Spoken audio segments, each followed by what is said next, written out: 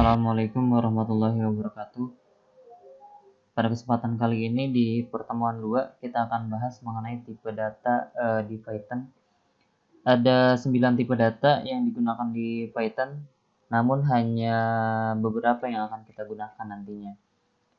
Oke, next aja. Sebenarnya tipe data itu apa sih? Nah, tipe data yaitu satu media atau memori pada komputer yang digunakan untuk menampung informasi. Kalau teman-teman agak sedikit bingung dengan kata-kata ini atau maksudnya mungkin kurang memahami, sebetulnya tuh kayak gimana sih menampung data yang digunakan untuk menampilkan satu informasi. Maksudnya tuh gimana? Cara penggunaannya gimana? Mungkin yang dibingungin atau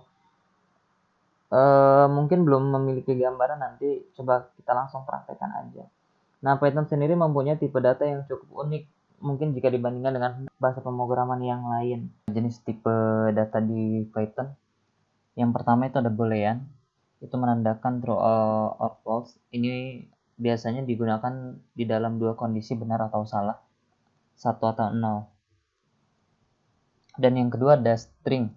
String itu selalu dikasih kutip 2 atau kutip 1. Mau pakai kutip 1 atau kutip 2 boleh.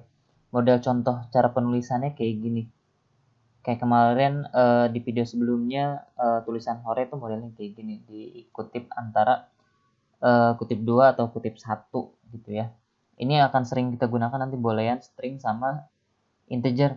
Integer ini adalah bilangan bulat.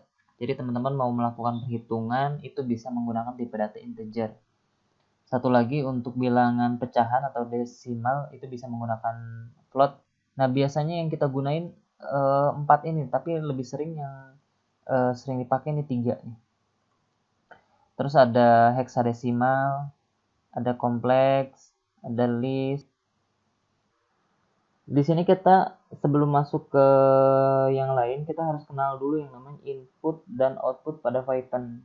Jadi di program itu ada proses input dan akan menampilkan hasil dari inputannya, yaitu output. Nah, ini untuk perintah memasukkan data dapat menggunakan fungsi input. Jadi enak banget nih kalau seandainya di Python, kalau kita mau input data, tinggal tulis aja codingnya input. Mau menampilkan data, tinggal tulis aja print. Tentu dengan cara penulisan yang sesuai ya. Tapi benar nggak sih ketika di input langsung muncul hasilnya? Belum. Nah, di sini ada proses input. Nah, ini ya, ini yang paling penting. Nah, jadi sebetulnya kayak gini. Jadi nggak hanya input terus output, enggak. Tapi ketika di input itu akan ada proses baru menampilkan hasilnya. Gitu contohnya, 1 ditambah 2. Ini kan inputan, 1 ditambah 2 itu inputan. Nah, akan diproses untuk mendapatkan hasil 3-nya gitu. Jadi ketika ada proses input, output itu di dalamnya pasti ada proses. Jadi 3 ini tidak bisa dilepaskan dari program.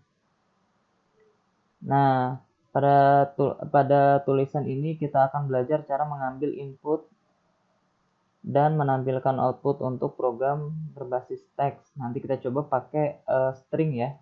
Kita langsung praktekkan aja ke dalam programnya gimana sih cara penulisan tipe data dan cara penulisan proses inputnya. Kalau print kan kemarin udah tuh pakai hore ya kalau nggak salah tuh di video sebelumnya.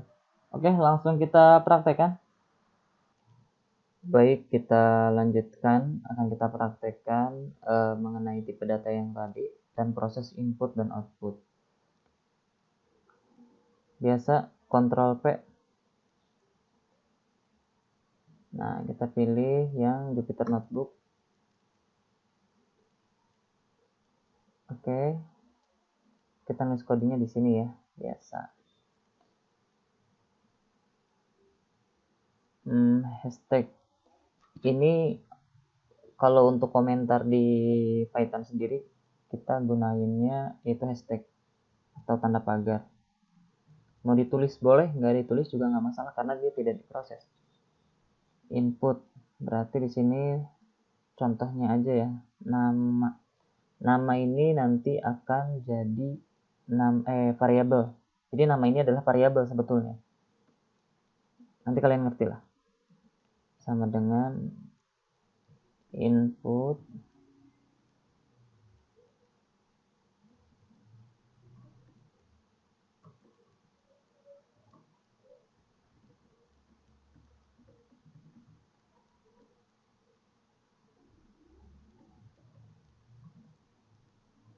Nah, kalau mau buat inputan cukup kayak gini aja. Tadi kan perintah untuk memasukkan data menggunakan fungsi input. Nama ini adalah variabel. Nama ini adalah variabel. Ini adalah fungsi untuk menginput data. Dan ini labelnya. Label itu bentuknya string, makanya dikasih kutip. Kasih kutip 2, mau kasih kutip 1 boleh nggak? Boleh. Ini baru inputannya aja. Ya, ini inputan nih. Nah, yang kedua berarti pakai output. Jadi setelah diinput maka akan ditampilkan. Oh, salah tulisannya. Output. Nah, print. Output pakai print ya. Kurung buka.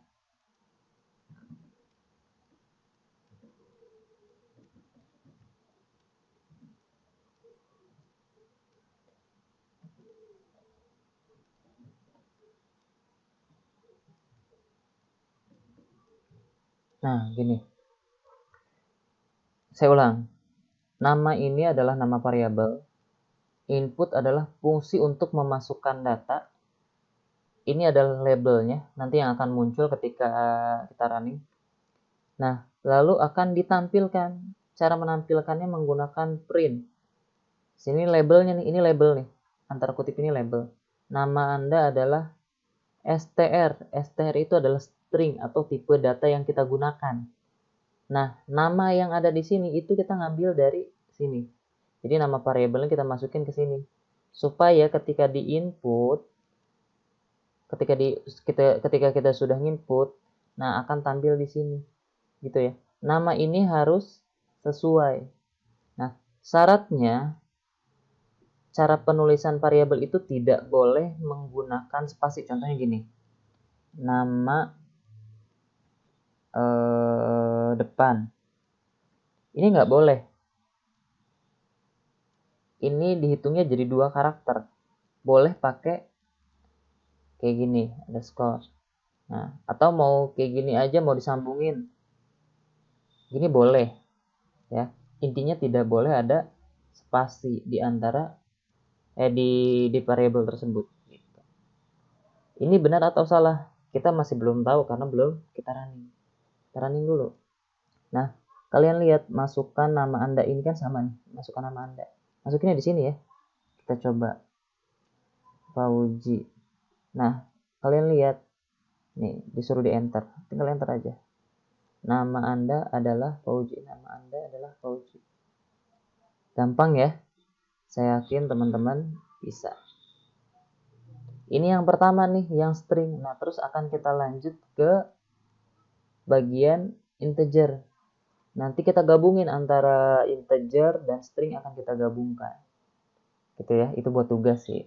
Nah, nanti ini udah akan saya praktekkan yang selanjutnya. Kalau ada 2 inputan gimana? Kalian taruh aja di sini nama kursornya kalian taruh, kalian copy paste. Jadi nggak perlu ngetik ulang. Sekarang kita kasih nama depan. Terus ini nama belakang. Nah, berarti di sini gimana nih kira-kira? Nah, sekarang nama variabelnya diganti. Di sini kan udah nama depan. Di sini jangan nama lagi, nanti nggak kepanggil namanya. Kita copy paste, pindahin ke sini. Berarti ini baru nama depan. Ini output yang pertama. Nah, output yang keduanya belum nih. Mau kayak gini boleh nggak? Boleh, bisa. Tinggal diganti aja ininya. Variabelnya jadi nama belakang. Jadi ketika kita input nama depan, nama belakang akan ditampilkan di sini. Kita coba error apa enggak. Nama depan contohnya Fauji. Nama belakang Ahmad. Nah, ini labelnya belum diganti ya. Ini inputan yang pertama, ini inputan yang kedua. Nama depan dan nama belakang. Saya maunya digabungin, bisa nggak? Bisa. Jadi sekali input, nanti di sini munculnya langsung Fauji Ahmad. Bisa. Kita coba ya. Ini apa saja? Kita nggak perlu ini.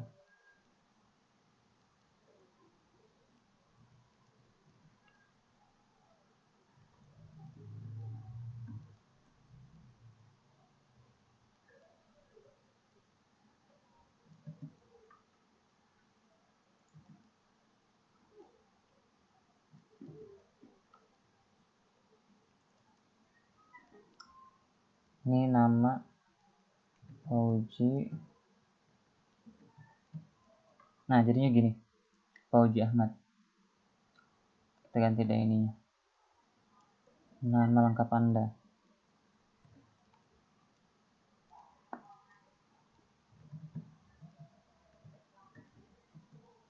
Nah, Fauji Ahmad. Sekarang pertanyaannya gini.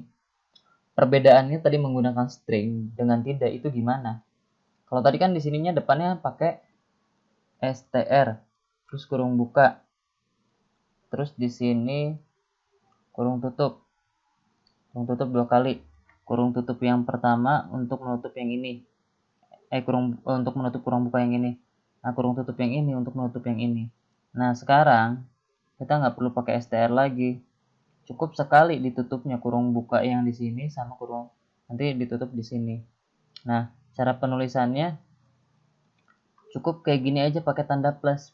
Nah, di Python sesuatu yang kita inputkan adalah string. Jadi untuk string sendiri itu tidak perlu sebetulnya dideskripsikan. Contohnya kayak tadi str. Nggak pakai tipe data boleh gitu ya. Kecuali nanti ada proses perhitungan. Contohnya kayak misalkan nilai 1 ditambah nilai 2, maka hasilnya nanti berapa. Nah, itu perlu dideskripsikan menggunakan tipe data integer. Gitu ya. Jadi terserah teman-teman nanti ketika input nama atau input name itu boleh tidak menggunakan str, artinya tidak perlu menggunakan tipe data, hanya menggunakan tanda plus aja. Berikut nama variabelnya. Contohnya kayak gini. Gitu ya. Lebih sederhana sebetulnya. Gampang ya. Oke, kita lanjut ke perhitungan numeric ya. Ini yang pertama untuk proses data string kayak gini.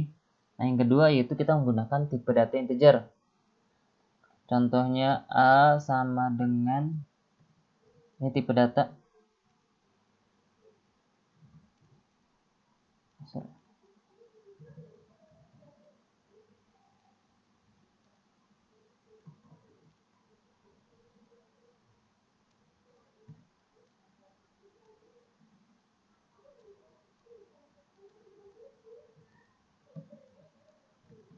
Ini prosesnya ya.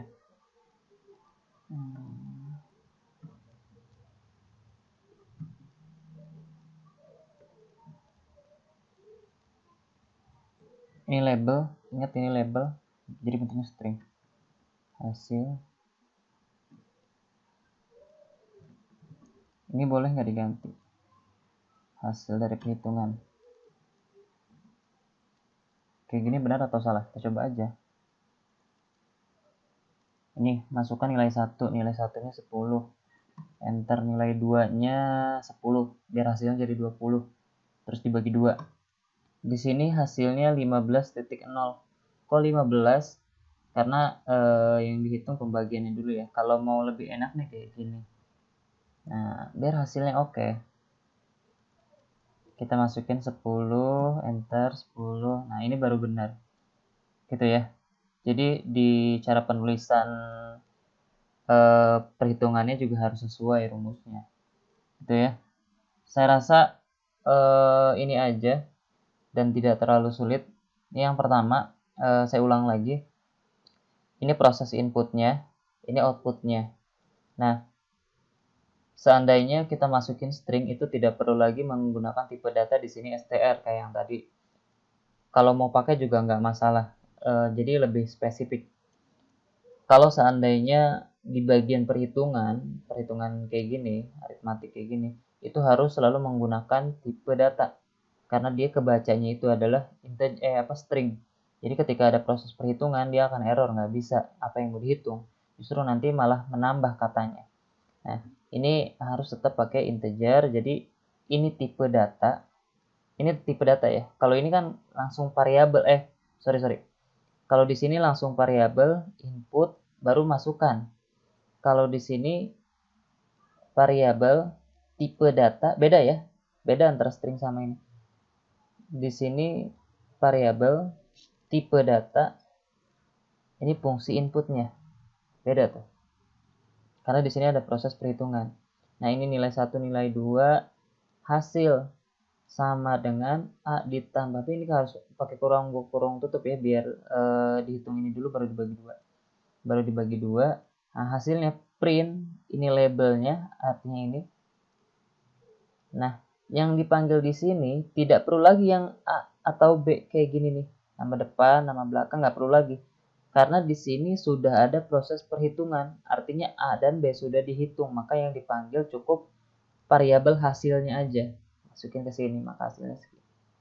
Kalau tadi saya udah jelasin mengenai perintah print ini sorry ya, ini setelah koma ini kan menampilkan data yang kedua, Nah, kutip ini gunanya sebetulnya untuk spasi. Kalau saya nggak kasih kutip 2 atau nggak kasih string kosong tadi, itu bakal nyambung nih ya manpaujinya. Makanya saya kasih kutip 2 atau kutip 1 juga bisa. Kalau seandainya cukup satu variabel, berarti lihat video di back aja ya videonya. Dia cuma gini aja. Cuma kayak gini, kecuali pakai str tadi. Atau pakai str kurung buka kayak gini ya. Oke, itu aja. Jadi teman-teman nanti tinggal saya kasih tugas aja. Sekian, terima kasih. Wassalamualaikum warahmatullahi wabarakatuh.